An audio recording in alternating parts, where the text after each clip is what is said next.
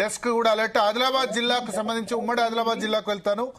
ఆదిలాబాద్ కాంగ్రెస్ 1, ఇంకా మిగతా చోట్ల తెలియలేదు. నిర్మల్ మున్సిపాలిటీలో కాంగ్రెస్ 9, బీఆర్ఎస్ 3, బీజేపీ 7. సో నిర్మల్లో కాంగ్రెస్ బీజేపీ మధ్య హోరాహోరీ పోరు నడుస్తుంది. బీజేపీ లీడర్ మహేశ్వర్ రెడ్డి అక్కడ చాలా గట్టి ఫైట్ ఇస్తున్నారు. ఇంద్రకరణ్ రెడ్డి ప్లస్ శ్రీహర్ రావు ఇద్దరు కూడా కాంగ్రెస్ లో ఉన్నారు. బీఆర్ఎస్ నామమాత్ర పోటీ ఇస్తుంది. బైన్సాలో 9కి 9 చోట్ల మజ్లిస్ ఇప్పటి వరకు గెలిచారు. బైన్సాలో మజ్లిస్ ప్రభంజనం ఉంది. ముస్లిం ఓట్స్ చాలా ఎక్కువ ఉంటాయి అక్కడ. సో ఇంకా హిందూ ఓట్స్ సంబంధించిన కౌంటింగ్ స్టార్ట్ కానట్టుంది. బట్ ఓవరాల్ గా బైన్సా మున్సిపాలిటీ మజ్లిస్కే వెళ్లే అవకాశాలు ఎక్కువ ఉన్నాయి. ఖానాపూర్లో Congress 3, BRS 1, BJP 1. Next Asifabad వెళ్దాం. ఆసిఫాబాద్ లో Congress 6, BRS 9. So BRS plus ఇతరులు 2. బీజేపీ అక్కడ ఖాతా తెరవలేదు. ఆసిఫాబాద్ లో 6 కాంగ్రెస్, బీఆర్ఎస్ 9. సిర్పూర్ కాగజ్ నగర్ లో 5 కాంగ్రెస్, 4 దండవిట్టెల్ అక్కడ కాంగ్రెస్ పార్టీ ఇన్ఛార్జ్ గా ఇప్పుడు టేక్ ఓవర్ చేశారు. 5 కాంగ్రెస్, 4 బీఆర్ఎస్, 3 బీజేపీ. సో బీజేపీకి కాగజ్ నగర్ లో కానీ నిర్మల్లో కానీ కొంత బెటర్ రిజల్టే మనకు అనిపిస్తుంది. మంచిర్యాల సమయం చూసుకుంటే లక్షెటిపేటలో 6 కాంగ్రెస్, బీఆర్ఎస్ 1, బీజేపీ 1. బెల్లంపల్లిలో 8 కాంగ్రెస్, 7 బీఆర్ఎస్. తగ్గఫర్ ఉంది వినోద్ వివేక్ సోదరుడు. చెన్నూరులో 6 కాంగ్రెస్, 2 బీఆర్ఎస్, 1 ఇతరులు. కేతనపల్లి మున్సిపాలిటీలో వివేక్ వెంకటస్వామికి ఎదురు దెబ్బ తగిలింది. కేతనపల్లిలో బీఆర్ఎస్ 6, కాంగ్రెస్ 6, బీఆర్ఎస్ 10, బీజేపీ 1, 4 ఇండిపెండెంట్లు 4 CPI. So 10 plus 4 10 BRS, 4 CPI 14 గెలుచుకుంది. So municipality Kethanapalli municipality BRS CPI ఇద్దరు కలిసి గెలుచుకున్నారు. శరత్ గారు జైనార్, అడ్వకేట్ శరత్ గారు, ఆయన కాన్స్టిట్యున్సీయే చెన్నూరు కాన్స్టిట్యున్సీ. సో చెన్నూరు కాన్స్టిట్యున్సీలో సర్ప్రైజింగ్ రిజల్ట్ శరత్ గారు. సార్ నేను మీకు మొదటి నుంచి నేను ఆ విషయం చెప్తూనే ఉన్నాను సార్. మీరు చెప్తున్నారు, బాలకృష్ణ కూడా చెప్తున్నారు కేతనపల్లి గెలుస్తారు. భరత్ గారు నేను వెళ్ళొచ్చా? యా ఉండండి వెంకటస్వామి గారు. సార్ యా చెప్పండి శరత్ గారు. ఎస్, నేను మొదటి నుంచి మీకు చెప్తూనే ఉన్నాను. ఎందుకంటే Vivek Venkata Swamy rootless tree over there. అక్కడ ఆయనకి వ్యక్తిగతంగా ఏం లేదు సార్. గత ఎన్నికల్లో మేమంతా లోకల్ వాళ్ళం నిలబడి ఆయన లాస్ట్ మినిట్ లో వచ్చినా గానీ ఆయనకు మద్దతుగా నిలబడం. ఈసారి చాలా వరకు కాంగ్రెస్ ఒరిజినల్ క్యాడర్ ని ఆయన ఇగ్నోర్ చేసినాడు. చేసేసి ఏం చేసినాడు, తన సొంత క్యాడర్ ని ఏదో డెవలప్ చేసుకుందాం అనేటువంటి ఒక ప్లాన్ వేసి బీఆర్ఎస్ లో ఉన్న వాళ్ళందరినీ ఎవరైతే గత ప్రభుత్వంలో కూడా దౌర్జన్యం చేసినాడో వాళ్ళందరినీ కాంగ్రెస్ పార్టీలో చేర్చుకొని ఇక వీళ్లతోనే నేను ఎన్నికలు గెలుస్తా అనేటువంటి ఒక రాజకీయం చేసినాడు. తర్వాత విచ్చలవిడి డబ్బులు సార్. నేను మొన్న పోలింగ్ రోజున 10 నిమిషాలలో పోలింగ్ క్లోజ్ అవుతుంది అన్నప్పుడు చెన్నూరులో పోయి నేను నా ఓటు వేసిన. I'm voter in Chennur municipality. అయితే విషయం ఏంటంటే యాక్చువల్లీ ఇది నిన్న రేవంత్ రెడ్డి గారు ఢిల్లీలో పిచ్చాపాటిగా మాట్లాడి విలేకరులతో మాట్లాడిన దానికి ఈ రోజు వస్తున్న ఫలితాలు కనుక మీరు గమనిస్తే ఇదంతా ఒక మైండ్ గేమ్ సార్.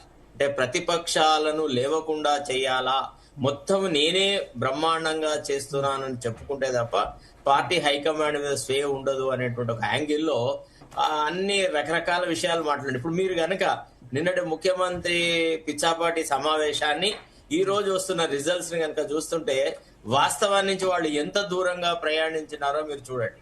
నేను మీకు ముందే చెప్పినాను, మున్సిపల్ ఎన్నికల కంటే ముందే నిన్ననే నేను పార్టీ అసలు యాక్చువల్లీ నిన్న ఎవరు చాలా మంది పిలిచినారు నన్ను మాకు మా ఛానల్లో మాట్లాడమని. నేను మాట్లాడలేదు, ఎందుకంటే రేపు రిజల్ట్ వచ్చినాక మాట్లాడతాను. అప్పటి వరకు నేను మాట్లాడను. I have got my own opinion.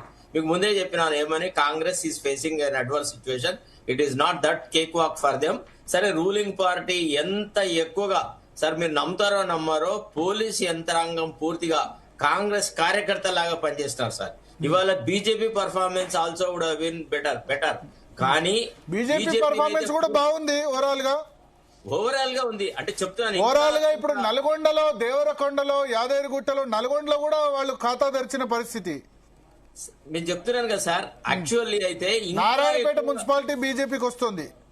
Yes ఇంకా మీరు చూడండి, యాజ్ రిజల్ట్స్ కమ్అవుట్ మీరు తర్వాత గ్రహిస్తారు. ప్రజలలో కూడా రవ్వంతా కూడా సంతృప్తి లేదు కాంగ్రెస్ పార్టీ పరిపాలన మీద. ఇది కేవలం రేవంత్ రెడ్డి పార్టీ హైకమాండ్ కు చెప్పుకునే గొప్ప విషయమే తప్ప మీరు ఆన్ గ్రౌండ్, ఎందుకంటే ప్రజలు నిత్య నూతనంగా అడుగుతున్న ప్రశ్న మా రైతు బంధు ఏది. అందుకే సార్ ఎలక్షన్స్ కంటే, ఓటింగ్ కంటే ఒక రోజు ముందు నుంచి ఒక పుకార్లు తీస్తున్నారు సోషల్ మీడియాలో, ఇక రేపే వేస్తున్నారు డబ్బులు, ఎల్లుండే వేస్తున్నారు అని చెప్పేసి.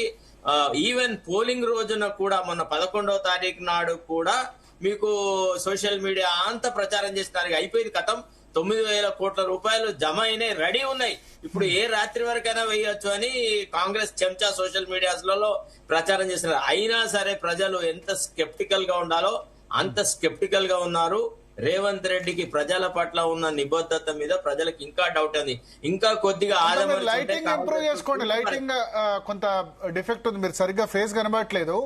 సో ఓవరాల్ గా చూసుకుంటే చెన్నూరు మున్సిపాలిటీ మాత్రం మనకి అక్కడ కాంగ్రెస్ పార్టీ ఉంది. బట్ ఈ కేతన్పల్లి మున్సిపాలిటీ మాత్రం బీఆర్ఎస్ సిపిఐ కలిసి గెలుచుకుంది. మరి బట్ సిపిఐ బీఆర్ఎస్ తో ఉంటుందా లేదా అన్నది చూడాలి. మరి చెన్నూరు మున్సిపాలిటీలో ఒక మైండ్ గేమ్ ఏం జరిగిందంటే, మాకు అనుకూలంగా ఉండే వాళ్ళకి కాంగ్రెస్ లో టికెట్ ఇచ్చినాడు. ఆయనకు తెలుసు ముందే ఇది పెంట చేస్తాడు ఇక్కడ అని చెప్పేసి. చెన్నూరు కొద్దిగా ఒక different type of politics.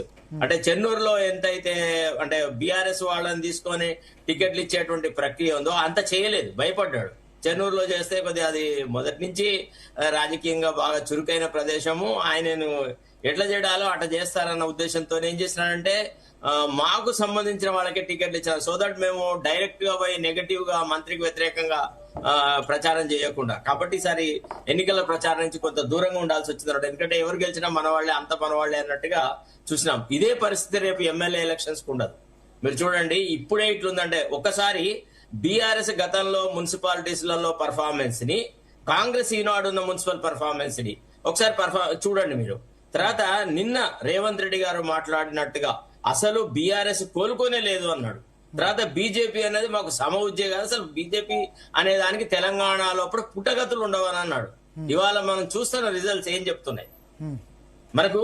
It is evident to our face, it is steering at our face. అంటే ప్రభుత్వ పాలన పట్ల ప్రజల ఆమోదము అంతగా లేదు. ఇప్పటికీ BRS is a factor. BRS cannot be ignored, BRS cannot be wiped out. It is impossible for Revanth Reddy. తలకాయ కింది కాళ్ళ మీదకి చేసినా గానీ ప్రతిపక్ష ఓట్లు అట్లానే ఉంటాయి. అయితే బీఆర్ఎస్ దీన్ని నిలబెట్టుకుంటుందా? గదే సేమ్ ఇంకా కనుక ఒకవేళ వాళ్ళ పార్టీలో సంస్థాగతంగా మార్పులు చేసి డామినేషన్ వ్యవహారాలు కనుక చేయకుంటే BRS performance would have been much much better. కానీ వాళ్ళు కొంత ఆత్మావలోకనం చేసుకొని కొంత పార్టీ స్ట్రక్చర్ లో కొంత బీసీలకు, ఎస్సీలకు కొంత ప్రాధాన్యత ఇవ్వట్లేదు. నలుగురే ఎన్టీ రామారావు, నాగేశ్వరరావు. ఒక సర్ప్రైజింగ్ చెప్తాను నేను. వడ్డేపల్లి మున్సిపాలిటీ కవిత కైవసం చేసుకున్నారు. ఆల్ ఇండియా ఫార్వర్డ్ బ్లాక్ తరఫున అక్కడ బీఫామ్స్ ఇచ్చారు. వడ్డేపల్లి మున్సిపాలిటీలో పోటీ చేసిన 10 వార్డుల్లో 8 వార్డుల్లో తెలంగాణ జాగృతి అభ్యర్థులు. తెలంగాణ జాగృతికి డైరెక్ట్ గా గుర్తు లేదు కాబట్టి ఆల్ ఇండియా ఫార్వర్డ్ బ్లాక్ అక్కడ తరపున బీఫామ్స్ ఇచ్చారు. 10 వార్డుల్లో 8 వార్డులు. వడ్డేపల్లి శ్రీను చాలా అక్కడ ఫేమస్ అట, లోకల్ లీడర్ జాగృతిలో చేరారు. ఆయన మున్సిపాలిటీ అక్కడ కొట్టేశారు. సో చాలా సర్ప్రైజింగ్ రిజల్ట్ మనకు కనబడుతుంది. కవిత సక్సెస్ఫుల్ గా పొలిటికల్ ఎంట్రీ ఇచ్చారు. మున్సిపల్ ఎన్నికల్లో సంచలనం సాధించారు. గద్వాల్లో ఆల్ ఇండియా ఫార్వర్డ్ బ్లాక్ మున్సిపాలిటీని కైవసం చేసుకుంది. 10 స్థానాల్లో ఫార్వర్డ్ బ్లాక్ 8, కాంగ్రెస్ 1, బీఆర్ఎస్ 1. ఆ ప్రాంతాల్లో మంచి పేరున్న వడ్డేపల్లి శ్రీను జాగృతిలో చేరారు. సో కవిత పొలిటికల్ ఎంట్రీలో మొదటి విజయంగా మనం చెప్పాల్సి ఉంటుంది. 10 వార్డులకు గాను 8 వార్డులు అక్కడ కైవసం చేసుకుంది. సో ఓవరాల్ గా ఇది ఇప్పటివరకున్న అప్డేట్స్ దీనికి సంబంధించి. సత్యవతి రాథోడ్ ప్రస్తుతం మనతో పాటు జాయిన్ అవుతున్నారు, మాజీ మంత్రి. ఎస్ సత్యవతి రాథోడ్ గారు, ఎట్లా ఉంది మహబూబాద్ లో, ఎట్లా ఉంది డోర్నకల్ లో, ఎట్లా ఉంది?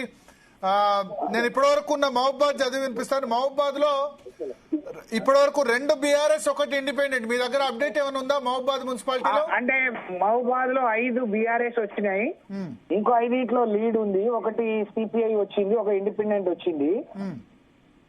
అంటే గెలిచినవి కూడా మంచి మెజార్టీ 5 బీఆర్ఎస్ గెలిచింది, కాంగ్రెస్ ఎన్ని గెలిచింది? కాంగ్రెస్ ఇంకా రెండో మూడు లీడ్లు ఉన్నాయన్నారు కానీ అవి అనౌన్స్ కాలేదు. ఓకే, అంటే మహబూబాద్ మున్సిపాలిటీ బీఆర్ఎస్ కే వస్తుందా? అవునన్న, హోప్స్ తోనే ఉన్నాము. ఓకే, అలాగే కే సముద్రం ఈక్వల్ గా వచ్చాము. హంగ్ ఏ సముద్రం 8 బీఆర్ఎస్ 8 కాంగ్రెస్. అవును. ఓకే, సో మహబూబాద్ మున్సిపాలిటీ మీకు ఎన్ని వచ్చే అవకాశం ఉంది? టోటల్ 36 ఉన్నాయి. 36లో మీకు ఎన్ని వచ్చే అవకాశం ఉంది? కాంగ్రెస్ కి ఎన్ని వచ్చే అవకాశం ఉంది ఇప్పుడున్న పరిస్థితిలో? మాకు అంటే 20 పైగా వస్తాయని అనుకుంటున్నాను నేను. 20 అంటే కంఫర్టబుల్ గా ఎక్స్ ఆఫీషియల్ మెంబర్స్ ఎవరు వచ్చినా సరే మీరే మున్సిపాలిటీ కైవసం చేసుకుంటారు. అవును, ఇప్పుడు ఈ ఫలితాలు చూస్తుంటే 20 సీట్లు మేము గెలవబోతున్నామని అనిపిస్తుంది. కే సముద్రం 8 అక్కడ ఎక్స్ అఫీషియల్. కే సముద్రం కూడా మహబూబాద్ కాబట్టి ex official member Mahabubabad MLA Murali Nayak కాబట్టి అది వాళ్ళకే పోతుంది, కాంగ్రెస్ పార్టీకే. అంటే మాకు కూడా ఎక్స్ అఫీషియల్ మెంబర్స్ ఉన్నారు. అక్కడ నుంచి వదిరాజు రవిచంద్ర ఉన్నాడు. అలాగే మాకు 4 రాజ్యసభ ఉన్నారు, 18 మంది ఎమ్మెల్సీలు ఉన్నారు. అంటే మేము ఎక్కడ మాకు నీడ్ ఉంటే అక్కడ ఉపయోగించుకుంటాం. సో కే సముద్రం రూల్డ్ అవుట్ ఏం కాదు, అక్కడ కూడా మీకు వచ్చే ఛాన్స్ ఉంది తప్పకుండా. డోర్నకల్లో 11 కాంగ్రెస్, 4 బీఆర్ఎస్. అవును, డోర్నకల్ మరిపేడ కాంగ్రెస్ కు పోయినాయి. Maripeda 9 Congress, 5 BRS, 1 independent. Thorrur 7 Congress, 9 BRS. అవును, తొర్రూరు పాలకుర్తి కిందికా లేకపోతే పాలకుర్తి తొర్రూరు పాలకుర్తిలో. సో ఎర్రబెల్లి దయాకర్ రావు గెలిపించారు. డోర్నకల్ మీరు రెడ్డి నాయక్ ఇద్దరు ఎవరు బీఫామ్స్ మీరు ఇచ్చారా, రెడ్డి నాయక్ గారు ఇచ్చారు? రెడ్డి నాయక్ గారు ఇచ్చారు మొత్తం. ఓకే, మీరు ఓవరాల్ గా మహబూబాద్ పార్లమెంట్ మొత్తం చూసుకున్నారా? అన్ని చోట్ల ప్రచారం చేశారా? నేను ఎక్కువ ఇక్కడ ములుగులో నన్ను అంటే సమన్వయకర్తగా వేశారు. ఓకే, సో అంటే పర్లేదు, మహబూబాద్ లో మంచి రిజల్టే బీఆర్ఎస్ కి. మహబూబాద్ జిల్లాతో పాటు అంటే మా ఉమ్మడి వరంగల్ జిల్లాలో అంటే ఓడిపోయిన తక్కువతో ఓడిపోవటం, గెలిచిన మంచి గెలవటం, ఎక్కడికక్కడ మా కార్యకర్తలు రాజీ లేని పోరాటం చేయటం, బీఆర్ఎస్ పార్టీకి మేము ఉన్నామనే ఒక నమ్మకాన్ని విశ్వాసాన్ని కలిగించే విధంగా. అంటే ఒకటేమో అధికార పార్టీ, వాళ్ళకి అన్ని రకాల అడ్వాంటేజెస్ ఉండడం, ఆర్థిక బలం, అంగబలం అన్ని ఉండటం. అలాగే ఎప్పుడు కూడా చెప్పుకోవడానికి ఉంటుంది కదా, అధికార పార్టీకి కొన్ని అడ్వాంటేజెస్ ఉంటాయి. ఈ క్రమంలో